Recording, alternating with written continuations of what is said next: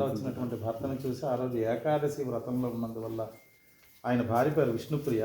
ఆమె ఏకాదశి వ్రతంలో ఉన్నందువల్ల స్వామి దగ్గరికి వెళ్ళి ప్రార్థన చేస్తే వారిద్దరి మధ్యన అశేషమైన జల ప్రవాహాన్ని సృష్టించాడు స్వామి అని చెప్తారు. అదే మనకి వంశధార. మనకి శివుడిగా అర్చించారు లోపల స్వామి. అప్పుడు స్వామి రామానుజుల వారికి కల్లో కనిపించేది కూర్మరూపంగా తెలియచెప్పమంటే భద్రదేవుడు అని ఒక రాజు దగ్గర వాదం వల్ల ఆయన నెగ్గడం జరిగింది. ఆయన నెగ్గించడానికే స్వామి తూర్పుముఖంగా స్వామి పశ్చిమానికి తిరిగారు. వాళ్ళు అక్కడ ఒక నిర్ణయానికి వచ్చారు.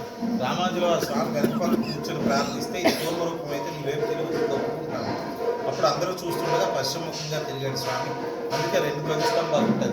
ఒకటి పశ్చిమానికి స్వామి పశ్చిమముఖంగా తిరిగాడు, రెండవ ధ్వజస్తంభం చేసుకుని ఉంటారు. ఇది కలుసుకొని ఆ పక్కన ఉందంటే చూడండి.